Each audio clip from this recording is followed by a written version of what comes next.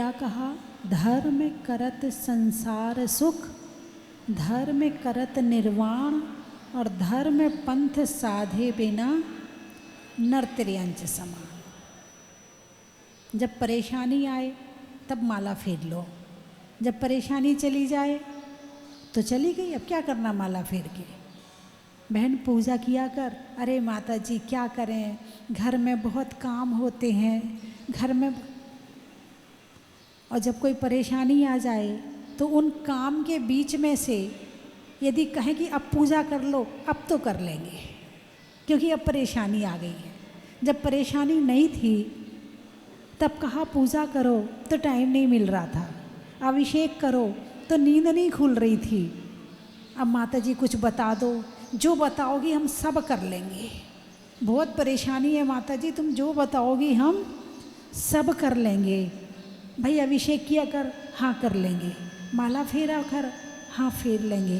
पूजा किया कर, हाँ कर लेंगे। परेशानी दूर हो जाएगी? बोलिए ना, ऐसा करते कि नहीं करते? परेशानी दूर हो जाएगी? हाँ भाई हो जाएगी, तो कर लेंगे। परेशानी दूर करने के लिए माला भी फेर लेंगे, परेशानी दूर करने के लिए पूजा भी कर लेंगे, परेशानी दूर करने के लिए उपवास भी कर लेंगे, सब कर लेंगे। लेकिन यदि कहा जाए कि आत्मा की शुद्धि के लिए धर्म करो, आत्मा की पवित्रता के लिए धर्म करो, वो नहीं होता है, उसमें प्रमाद आ जाता है। तो सुख कहाँ से आएगा? आत्मा की शुद्धि से। कहाँ से आएगा? धर्म करत संसार सुख। और दूसरे की बात तो छोड़ो, भरत चक्रवर्ती का उदाहरण लो। भरत चक्रवर्ती के यहाँ पर जब चक्र रत्न उत्पन्न हुआ तो साथ में 2 समाचार और मिले। पुत्र रत्न की प्राप्ति, भगवान आदिनाथ को केवल ज्ञान, और आयुधशाला में चक्र रत्न का उत्पन्न होना। अब वो विचार करता है, पहले पुत्र का मुख देखने जाऊं कि पहले प्रभु के केवल ज्ञान की पूजा करने जाऊं कि पहले आयुधशाला में चक्र की पूजा करने जाऊं, क्या करूं? पुत्र कहाँ से आया? पुण्य से आया। चक्र कहाँ से आया? पुण्य से आया। पुण्य कहाँ से आया? धर्म से आया।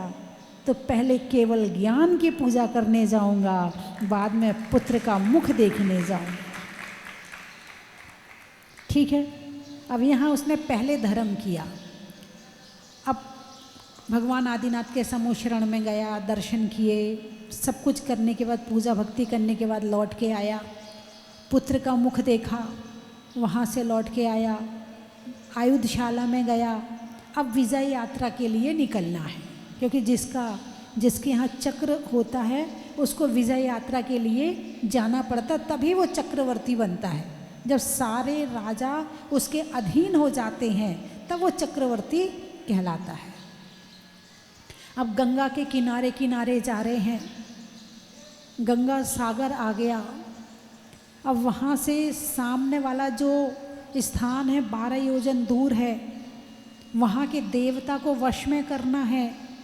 तो पहले 3 दिन का उपवास किया। क्या किया?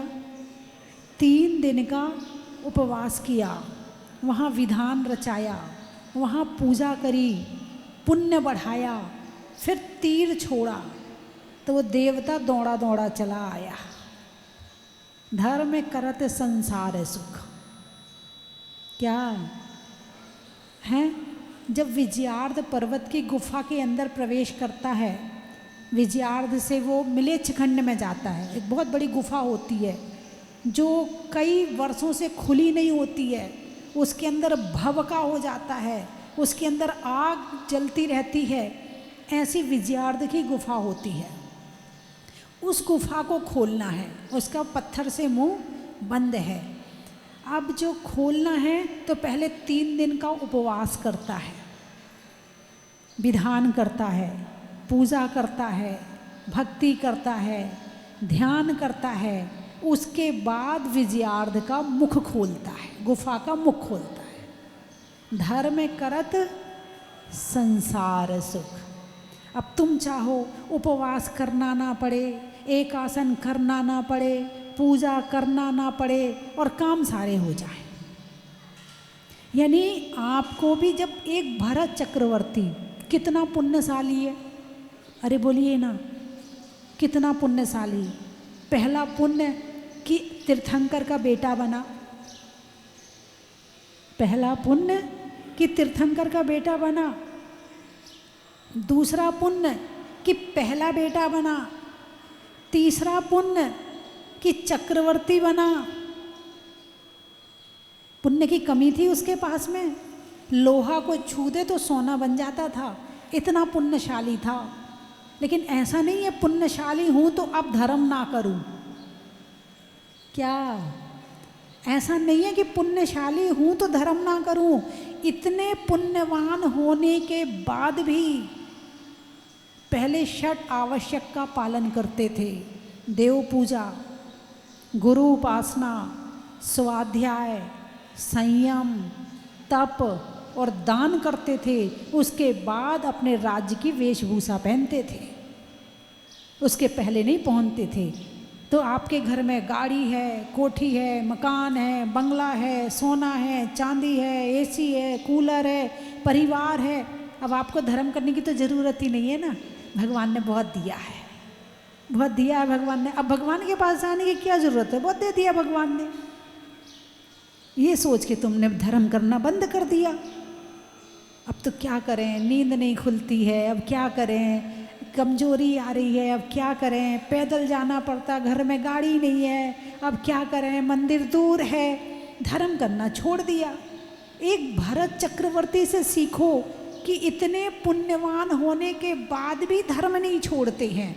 और यहाँ ये छोटे मोटे जो पाप के काल में जन्म लिया है, पाप भोगने के लिए जन्म लिया है, वो पहले धर्म छोड़ के बैठ जाता है। हमारे बीच में आज बाबूलाल जी पाटौदी छिंदवाड़ा, उनके सुपुत्र आए हुए हैं। इनके घर में बहुत पहले मैं गई हुई हूँ। इनके यहाँ मंदिर है, मकान बहुत बड़ी जगह में बना हुआ है और वहीं एक प्रांगण में एक जगह पर बहुत सुंदर मंदिर है। और इनके यहाँ बच्चे बच्चे को पूजा आती है, बच्चे बच्चे को अभिषेक करवाया जाता है, बच्चे बच्चे को माला फिरवाई जाती है, स्वाध्याय कराया जाता है। यदि पुण्य आया है तो ये काम करो कि घर में मंदिर बना के संस्कार दो। और पिताजी का बहुत अच्छा समाधि मरण करवाया। यदि लक्ष्मी मिली है तो उसका सदुपयोग करो। ऐसा ना हो कि तुम अपने बड़े आदमी हो तो इस चक्कर में कहीं तुम डूब ही जाओ। धन मिला है तो सदुपयोग करो, और सदुपयोग ऐसा करो कि तुम्हारे बच्चे भी संस्कारित हों, क्योंकि इनका मकान मंदिर से बहुत दूर था। अब इनने सोचा घर में मंदिर होगा तभी बच्चों में संस्कार आएंगे, तो घर में मंदिर बना लिया और रोज अभिषेक, पूजा, भक्ति, बहुओं में, बेटों में, सब में संस्कार आए। यदि मंदिर से घर आपका दूर है और घर बहुत बड़ा है और पैसा आपके पास में है तो घर में मंदिर बनाओ और बच्चों को संस्कार दो कि बेटा धर्म क्या होता है। और आजकल यदि आहार में कोई बच्चा आहार दे रहा है और मैंने पूछ लिया बेटे मंदिर जाते हो, तो उसकी दादी या मम्मी बोल पड़ती नहीं नहीं माता जी वो रविवार को जाता, वो स्कूल जाता है ना। यदि वो जाना भी चाह रहा होगा तो ये दादी और मम्मियाँ उसे जाने नहीं देंगी। अब बताओ तुमने बच्चों को किससे दूर किया, सुख से या दुख से? सुख से दूर किया। धर्म करत संसार सुख, तुमने धर्म से दूर कर दिया अपने बच्चे को। और जब तुमने धर्म से दूर किया है इसका मतलब सुख से दूर किया है। और तुम जो बच्चा दुखी रहेगा तो क्या आप सुखी रहोगे? जब बच्चा दुखी रहेगा तो क्या आप सुखी रहोगे? नहीं रहोगे ना। तो बच्चों के अंदर कूट कूट के संस्कार डालो, ज्ञान के संस्कार डालो, माला के संस्कार डालो, दर्शन के संस्कार डालो, आहार दान के संस्कार डालो। घर में चौंका लगता चल तू स्कूल जा, स्कूल जा। बच्चा कहता नहीं मम्मी मैं भी आहार दूंगा। चल क्या करेगा यहाँ पे तू, मैं नहीं दिलवाऊंगी, तू स्कूल जा। उसको भेज दिया स्कूल, घर में साधु आए, उसे पता ही नहीं है आहार कैसे दिया जाता है, क्या बोला जाता, उसे आपने देने नहीं दिया उसको। और ये मैं देखती हूँ कि जिस दिन चौके में बच्चे आए और वहाँ 2-4 महिलाएं हों, एक ग्रास देने के बाद बच्चे को ऐसे हटाती हैं जैसे ये आहार देने की मालकिन है, बस इनको ही सब कुछ आता और किसी को कुछ आता ही नहीं है। बच्चे को बैठने नहीं देती, ये नहीं कहती हैं कि बेटा तू बैठ, तू सीख, हम तो पुराने हो गए हैं, तू सीख, नहीं पहले मैं ही दे लूँ, पहले मैं ही दे लूँ। ना पुरुषों को घुसने देंगी, और जब नहीं देंगे तो क्या कहेंगी, हमारे यहाँ ये तो आहार ही नहीं देते, हमारे यहाँ के पुरुष तो आहार में आगे आते ही नहीं है, और कोई आ जाए तो देने नहीं देती हैं। अरे बोलिए ना, ऐसा करते नहीं करते हो? उन्हें सबसे पीछे धक्का, बेचारा पीछे हाथ जोड़ के खड़ा रहता है, नंबर आ गया तो ठीक है, वरना इनके बीच में कहाँ घुसूं, अभी धक्का मारेंगी। यदि कोई आदमी धक्का मार दे तो गलत, और कहीं जगह बनाना हो तो एक महिला को भेज दो, पूरी जगह बन जाएगी अच्छे से, वो नहीं डरती किसी बात से। टिकट लेना हो और भीड़ हो, किसको भेजते हो? महिलाओं को भेजते, इन्हें जगह बनाना आता है अच्छी तरह से। तो बच्चों में संस्कार डालो। धर्म से दूर करने का मतलब है सुख से दूर करना। धर्म करत संसार सुख। अब सुख कहाँ कहाँ से मिलता है? धन से मिलता है ना, परिवार से मिलता है, वस्तुओं से मिलता है और शरीर से मिलता है। पहला सुख निरोगी काया। तो धर्म नहीं करोगे तो पहला दुख रोगी काया। पहला दुख रोगी काया। अब घर में धन भी है, पैसा भी है, गाड़ी भी है, खाना भी है, चीनी भी, अब कुछ नहीं कर सकते, ना घूम सकते हो, बस बैठे रहो एक कुर्सी पे और देखते रहो तुमने जो कमाया है। धर्म नहीं किया था ना, अब भोग भी नहीं कर पाओगे। भोगने की शक्ति भी धर्म से मिलती है। क्या कहा? भोगने की शक्ति भी धर्म से मिलती है।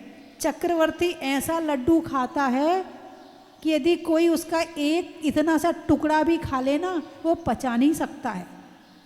और चक्रवर्ती ऐसा लड्डू खाता, उसके अंदर बहुत अधिक बल होता है।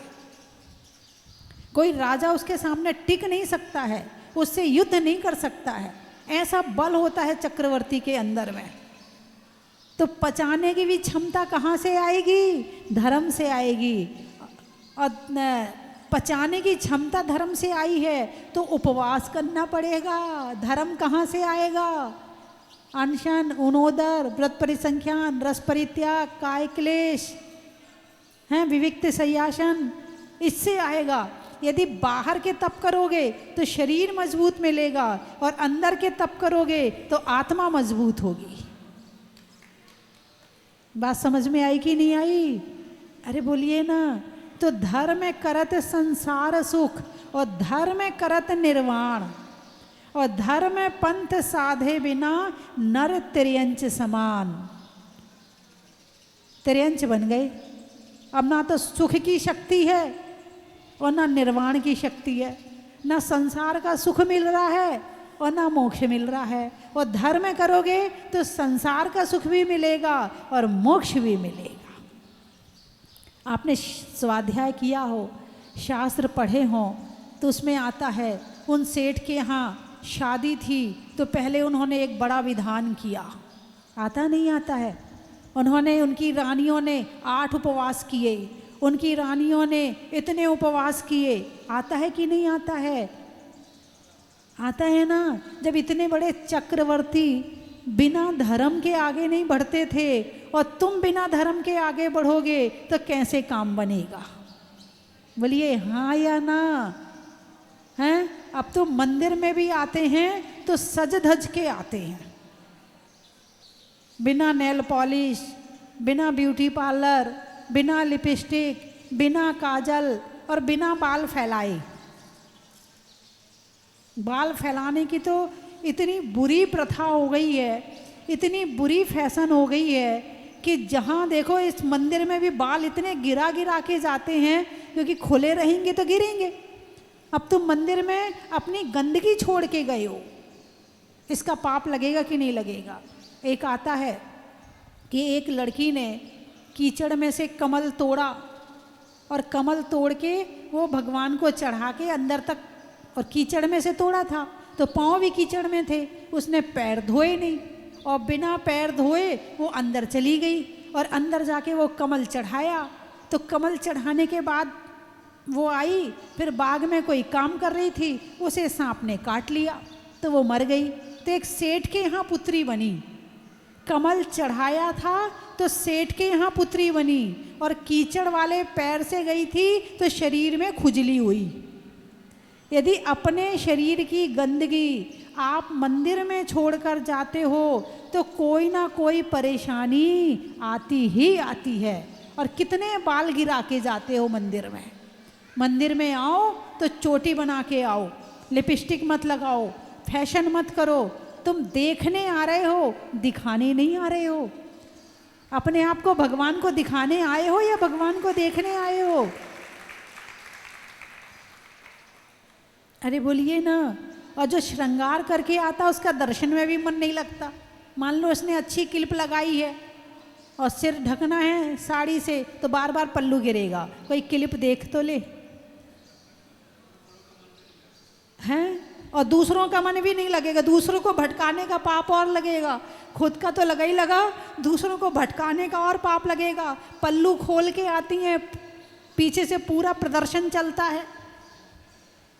अब कोई सामने वाला देखेगा, उसका मन भटकेगा, उसका पाप भी तुम्हें लगा, शील का दोष भी लगा, जबकि तुमने ऐसा कोई काम नहीं किया, फिर भी शील का दोष लगा, क्योंकि अंग प्रदर्शन किया आपने मंदिर में आकर के। ना सिर ढकते हैं, कहीं जीन्स पहन के आते, कहीं हाफ पैंट पहन के आते हैं। अरे बोलिए ना। धर्म करत संसार सुख, मंदिर में मर्यादा से आओ। तुमने दुनिया में मर्यादा तोड़ दी, तुम जानो, लेकिन कम से कम मंदिर एक ऐसा स्थान है जहाँ यदि मर्यादा से नहीं आओगे तो इसका रिएक्शन भी होगा। जैसे तुम्हारी अंग्रेजी दवाई का रिएक्शन होता ना, ऐसे इसका भी रिएक्शन होगा। वो कीचड़ वाले पैर से मंदिर गई थी ना, तो क्या हुआ था? ऐसी खुजली चली कि मिटने का नाम ना ले। फिर मुनिराज के पास गई, मुनिराज से पूछा कि मुझे ऐसा क्यों हो रहा है और ये कैसे ठीक होगा। फिर उन्होंने कोई व्रत बताया कि इस व्रत का पालन करो, इससे ठीक होगा। डॉक्टर के पास नहीं गई, किसके पास गई? मुनिराज के पास। उन्होंने व्रत बताया, उससे उसकी खुजली ठीक हुई। यानी धर्म करत संसार सुख, चाहे शरीर का सुख हो, चाहे धन का सुख हो, चाहे मकान का सुख हो। गांठ को काना पौड़ा, पौड़ा की गांठ को यदि चूसा जाए तो दुख, और जमीन में बो दिया जाए तो मीठा गन्ना निकल जाएगा, है ना। ऐसे ये शरीर है, ऐसे ये शरीर है। यदि इस शरीर को तप की भूमि में बो दो, इससे तपस्या करवा लो, इससे धर्म करवा लो, तो क्या होगा? फले अनंत, अनंत फल को प्रदान करेगा। और इस शरीर को भोगों में लगा दो तो ये तुम्हें दुखी कर देगा। बोलिए हाँ या ना। आप कहोगे नहीं माता जी ऐसे थोड़ी होता है, शरीर से बहुत सुख मिलता है। शरीर के बिना क्या कोई सुख है? शरीर ही तो सुख देता है। अच्छा मुझे बताओ, आप आँख से देख रहे क्या कि चश्मे से देख रहे हैं? नहीं भाई साहब, चश्मा लगाए हैं ना, तो किससे देख रहे हैं आप? यदि ऐसी कोई चीज़ मिले कि आपको चश्मा ना लगाना पड़े और सीधे आँख से देखने को मिल जाए, तो आप उसे स्वीकार करोगे? जितने लोग चश्मा लगाए हैं क्या उसे स्वीकार करेंगे? माता जी बस हो कोई दवाई तो बता दो। हैं, दिन भर इस चश्मे के लगा लगा के घूमना पड़ता है, और टूट जाए तो दिक्कत, कहीं रख के भूल जाए तो दिक्कत, बड़ी परेशानी होती है। कोई इलाज हो तो बता दो माता जी। यानी आप कैसे देखना चाहते हो? आप डायरेक्ट आँखों से देखना चाहते हो। चलो अब आँखों से भी ना देखना पड़े और सीधे आत्मा से देखने मिले, तो कैसा लगेगा? अब आंख भी बंद कर लो भाई, आंख से देखना है तो आंख को खोलना पड़ेगा, नज़र डालनी पड़ेगी, दिमाग लगाना पड़ेगा, तब कहीं जाके दिखेगा। तो क्या ऐसा हो सकता है कि हम आंख बंद किए रहें और ये दुनिया नज़र आती रहे? क्या ऐसा हो सकता है कि नहीं हो सकता है? अरे बोलिए ना, हाँ और ना कुछ तो बोलो। आज एमपी वाले आए हैं, इन्हें ज्ञान है, हो सकता है। केवल दर्शन, केवल ज्ञान, है ना, केवल ज्ञान से इस लोक को देखा जा सकता है। क्या कहा? चश्मा ना लगाना पड़े, सीधे आंख से देखे। अब आंख को भी बीच में से हटाओ, सीधे आत्मा से देखे। तो ऐसा भी संभव है, ऐसा भी संभव है। तो आंखों से जो सुख मिल रहा था अब डायरेक्ट आत्मा से मिल रहा है। ठीक है, अब जैसा स्वाद आपको भोजन में आ रहा है तो खाना पड़ता है तभी तो आता है, नहीं खाओगे तो नहीं आएगा। तो एक दूरा स्वादन रिद्धि होती है, उसमें खाना नहीं पड़ता है, याद करो और स्वाद आ जाता है। दूर में रखी वस्तु का स्वाद, खाना ना पड़े और स्वाद आ जाए, इससे बढ़िया और कौन सी बात होगी? कि ना होटल जाना पड़े, ना कहीं जाना पड़े, कुछ करना ना पड़े, चौका बनाना ना पड़े और स्वाद आ जाए। कितना बढ़िया तरीका है। एक दूरा स्वादन रिद्धि होती है जो तपस्या से प्राप्त होती है। हालांकि मुनिराज उसका उपयोग करते नहीं है, लेकिन रिद्धि प्राप्त होती है। एक रिद्धि होती है क्षीर श्रावी रिद्धि। क्षीर श्रावी यानी पानी पी रहे हैं और दूध का स्वाद आ रहा है। एक रिद्धि होती है घृत श्रावी रिद्धि, कि भोजन तो कर रहे हैं बिना घी का और घी का स्वाद आ रहा है। एक रिद्धि होती है अमृत श्रावी, अमी सवीणम, वो बोलते हैं ना अमी सवीणम, अमृत श्रावी। तो उसमें भोजन कर रहे हैं और अमृत का स्वाद आ रहा है। ऐसा आपको चाहिए नहीं चाहिए ऐसी रिद्धि? अरे बोलिए ना। तो ऐसी चीज़ें किससे मिलती हैं, कहाँ मिलती बता दो माता जी। बस ऐसी कौन सी माला फेर लें कि रिद्धि प्राप्त हो जाए। रिद्धियाँ प्राप्त होती हैं तपस्या से, देवता वश में होते हैं तपस्या से, रिद्धियाँ प्राप्त होती हैं तपस्या से। तो माता जी फिर क्या करें? तपस्या किससे प्राप्त होंगी? त्याग से, उपवास से, संयम से, साधना से, उससे प्राप्त होंगी। तो खाने से क्या होगा? खाते खाते मुंह का स्वाद और चला जाता है। जितना स्वाद ले लेके खाओ तो एक बीमारी होती है जिसमें जीभ में स्वाद नहीं आता है, स्वाद आना बंद हो जाता है। फिर डॉक्टर के पास जाओ, फिर दवाई खाओ, फिर स्वाद आता है। और यदि त्याग करो तो क्या होता है? नहीं खाओ तो भी स्वाद आ सकता है। किससे? त्याग से और तप से। किससे? त्याग से और तप से। तो जीवन में क्या जरूरी है? त्याग, तप, संयम, स्वाध्याय, 10 धर्म, ये जरूरी है। कषायों का उपशमन, पापों का शांत होना, ये जरूरी है। तो मेरी बात आपकी समझ में आ गई? अरे बोलिए ना, आ गई? आप लोग बड़े समझदार हैं। तो अब त्याग तप किससे करवाएंगे? तो अंतरंग तप और बहिरंग तप 2 तरह के होते हैं। तो जो बहिरंग तप होते हैं वो शरीर से करवाए जाते हैं। काना पौड़ा पड़ा हाथ ज्यों, चूसे तो रोबे और फले अनंत, जो धर्म ध्यान की भूमि विषय बोवे। यदि शरीर को धर्म ध्यान की भूमि में लगा दिया जाए तो ये अनंत फल को प्रदान करता है, और इसको भोगों में लगा दिया जाए तो ये अनंत पापों को प्रदान करता है। तो बचपन से लेके अभी तक क्या किया है शरीर का?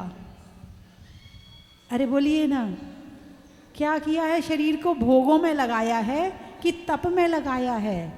भोगों में लगाया है। तो भोगों के में लगाने के बाद इस शरीर में बीमारियां आई हैं कि स्वस्थ हुआ है? अरे बोलिए ना, बीमारियां आई हैं। ओहो हो, अब क्या करें?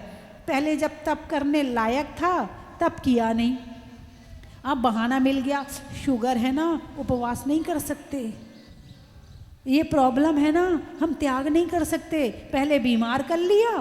किसने किया शरीर को बीमार? भाई कोई चीज़ आपको दी जाए तो आपको उसको सुंदर बनाओगे कि बदसूरत बनाओगे? बोलिए, सुंदर बनाओगे। ये शरीर मिला था तब कैसा था? सुंदर था, और आपने इसे कैसा बना दिया? अरे बोलिए ना, हैं? हाँ, बीमारी का घर बना दिया इसे आपने। अपनी ना समझदारी से बैलेंस नहीं बनवाया। हर चीज़ में बैलेंस होना ज़रूरी है, बिना बैलेंस के कुछ भी होने वाला नहीं है। एक बार अकबर ने अपने शहर के विद्वानों को बुलाया और सबको एक एक बकरी दी। बोले लेके जाओ, 1 महीने बाद वापस लाना, ना वज़न कम हो ना वज़न ज़्यादा हो, ना दुबली हो और ना मोटी हो। अब सब ले गए। अब किसी ने बकरी का खाना बंद कर दिया, वज़न ना बढ़ जाए। किसी ने बकरी को रोज़ खूब खिलाया क्योंकि राजा की बकरी है तो वज़न बढ़ गया। बीरबल को भी बकरी दी तो उसने क्या किया, एक शेर का पिंजरा सामने रख दिया और खूब खिलाया। क्या? शेर का पिंजरा सामने रख दिया और खूब खिलाया। इधर तो बकरी खा रही है और इधर शेर सामने खड़ा है, तो अंदर से भयभीत और बैलेंस बन गया। ना वजन बढ़ा ना वजन घटा। ऐसे जीवन में बैलेंस बनाना है। ये बैलेंस कैसे बनेगा, इस बात का ज्ञान होना जरूरी है। सोचने में बैलेंस, बोलने में बैलेंस, खाने में बैलेंस, सूंघने में बैलेंस, देखने में बैलेंस, सुनने में बैलेंस। यदि बैलेंस नहीं बनाया तो निश्चित ही पतन होना ही होना है। काना पौड़ा पड़ा हाथ ज्यों चूसे तो रोवे, और फले अनंत जो धर्म ध्यान की भूमि विषय बोवे। इस शरीर को धर्म ध्यान की भूमि में लगा दो। अब मैं ये नहीं कह रही कि आप आज से ही उपवास करने शुरू कर दो, फिर आप बीमार हो जाओ, फिर कहो माता जी ने कहा था उपवास करना तो ठीक हो जाओगे। बैलेंस आपका शरीर कितना कर सकता है। जैसे हर गाड़ी की स्पीड की एक क्षमता होती है, ऐसे शरीर की कितनी क्षमता है, इस बात का ज्ञान होना भी जरूरी है। मैं कितने उपवास कर सकता हूँ, मैं कितना रस परित्याग कर सकता हूँ, इस बात का ज्ञान होना जरूरी है। ज़्यादा कर लोगे तो भी बीमार हो जाओगे। इसलिए बैलेंस, बिना बैलेंस के कोई काम होने वाला। कितनी टेंशन होती है यदि बैंक में बैलेंस ना हो तो। हमारे पास तो कुछ है ही नहीं, बैलेंस ही नहीं है हमारे पास तो। हमारा तो नील बैलेंस है, कितनी टेंशन। और शरीर नील बैलेंस है तो कोई दिक्कत नहीं है, संयम नहीं है तो कोई दिक्कत नहीं है, त्याग नहीं है तो उसका कोई बैलेंस नहीं है। बैंक में बैलेंस होना चाहिए, उस बैलेंस से तो दिमाग का बैलेंस बना रहता है। चीते में फुर्ती का, सलवार में कुर्ती का, और चक्रवर्तियों में भरत चक्रवर्ती का बड़ा ही महत्व है। स्वभाव में नर्म का, भोजन में गर्म का, और चक्रवर्ती के द्वारा किए जाने वाले धर्म का बड़ा ही महत्व है। कर्म के हरने का, पर्वत पर झरने का, हर बच्चे और बच्चों के मम्मी पापा और बच्चों के दादा दादी के द्वारा किए जाने वाले धर्म का बड़ा ही महत्व है। बाल कटाने में नाई का, बैठने में चटाई का, और धर्म करने में बच्चों की ताई का बड़ा ही महत्व है। हिंदी में मात्रा का, स्कूल में छात्रा का, और आपकी तीर्थ यात्रा का बड़ा ही महत्व है। कहाँ कहाँ से आए हो? छिंदवाड़ा। जनवरी में जाड़ा का, जाड़े में काढ़ा का, और आने वालों में छिंदवाड़ा का बड़ा ही महत्व है। आते, आती, हाथी, आकरी, आतरी। अच्छा आतरी, भोजन में तरीका, भोजन में तरीका और कभी कभी बरी का और आने वालों में आतरी का। सागर शैली में नागर का, पानी में गागर का, आने वालों में सागर का। बड़ा ही महत्व है। कटनी भोजन में चटनी का, नट में नटनी का और आने वालों में कटनी का। बड़ा ही महत्व है। मुंबई महीनों में मई का, रजाई में रुई का और आने वालों में मुंबई का। इंदौर आम की बौर का, खाने में कौर का और आने वालों में इंदौर का। बड़ा ही महत्व है। दिल्ली तिरंचों में बिल्ली का, डंडा में गिल्ली का और आने वालों में दिल्ली का। बड़ा ही महत्व है।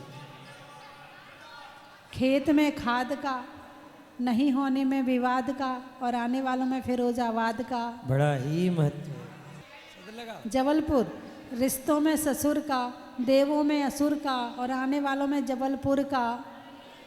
नारनौल अच्छा, बोलने में मीठे बोल का, बोलने में मीठे बोल का और बुढ़ापे में घोल का और आने वालों में नारनौल का। अतर्रा अच्छा, पुर्जों में छर्रा का, नहीं होने में तर्रा का और आने वालों में अतर्रा का। बड़ा ही महत्व है। कोल्हापुर रोटी में घी का, हरियाणा में जी का, आने वालों में केसरिया जी का। चक्की में उरई का, चक्की में उरई, जो चक्की पीसते ना उसमें बीच में उरई होती है। बजाने में तुरई का और आने वालों में खुरई का। बड़ा ही महत्व है। मकरोनिया राम की सिया का, सावन में बिया का और आने वालों में मकरोनिया का। बड़ा ही महत्व है। उत्तमपुरा गौतमपुरा अच्छा, रहने के लिए धरा का, सतियों में अनंग सरा का और आने वालों में गौतमपुरा का। वृक्षों में बड़ का, बड़ की जड़ का और आने वालों में तेजगढ़ का। बड़ा ही महत्व है। दतिया हाँ दतिया। दिवाली में दिया का और मृत्यु के बाद तिया का और आने वालों में दतिया का। सोनागिर के पास दतिया का। बड़ा ही महत्व है। पानी में मगर का, चलने में डगर का और आने वालों में अशोकनगर का। बड़ा ही महत्व है। पिडरुआ रिश्तों में बुआ का, पक्षियों में सुआ का और आने वालों में पिरड़ुआ का। बड़ा ही महत्व है। बोल दिया। रजवास बहू में सास का, लेने में सांस का और आने वालों में रजवास का। बड़ा ही महत्व है। लगाने में नारा का, आकाश में तारा का और करने में भगवान की शांति धारा का। बड़ा ही महत्व है। आत्मा में एक का, मनुष्य में नेक का और भगवान के अभिषेक का। बड़ा ही महत्व है। बीज में बोने का, कमरे में कोने का और आपके दोबारा जल्दी आने का। बड़ा ही महत्व है।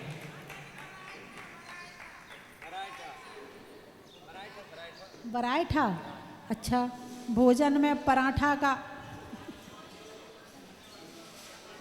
भोजन में पराठा का और गन्ने को साठा भी बोलते हैं, है ना। हाँ, मीठे चीनी बनाने में साठा का और आने वालों में बराइठा का। बड़ा ही महत्व है। पाटन खिड़की में कॉटन का, साड़ियों में साटन का और आने वालों में पाटन का। बड़ा ही महत्व है। बात आई जहाँ भी हो वहीं जाने का मन करता है और यहाँ आकर के भगवान जी के दर्शन करके तो जाना एक मजबूरी हो जाती है, लेकिन जाने का मन नहीं करता है बिल्कुल। अमावस्या के दिन हम लोग आए थे, तब से मेरे ऐसे मनोभाव थे कि मैं फिर से इस क्षेत्र पर आऊं और आज पुनः सौभाग्य प्राप्त हुआ है। लगभग 10 वर्षों के बाद देख के तो ऐसा लग रहा है ये देवकृत जिनालय बन के खड़ा हो गया। पूज्य माता जी ने जो इस क्षेत्र के लिए किया है, हम सभी मनुष्यों मतलब श्रावकों के लिए जो एक कार्य किया है, मुनीश्वरनाथ भगवान की अतिशयकारी प्रतिमा को यहाँ विराजमान करके हम लोगों के लिए ऊपर जो इतना बड़ा गर्व की बात है कि हमारे छिंदवाड़ा में जन्मी माता जी और यहाँ इतना बड़ा उन्होंने पूरे देश में, पूरे हिंदुस्तान में अपना नाम रोशन किया है, हमारे जैन धर्म का नाम रोशन किया है। धाम में जाकर मुझको, स्वस्ति धाम में जाकर मुझको भी जीवन है सुधारना। स्वस्ति धाम मुझे जाना है, मन में है ये धारणा। चलो स्वस्ति धाम, चलो स्वस्ति धाम, आओ स्वस्ति धाम, चलो स्वस्ति धाम। कंचन की थाल को सजाओ रे आज, रत्नों की थाल को भर लाओ रे आज। आओ आओ करे रे गुणगान आरती भगवन की। आओ आओ करे गुणगान आरती भगवन की। आओ आओ करे रे गुणगान आरती भगवन की।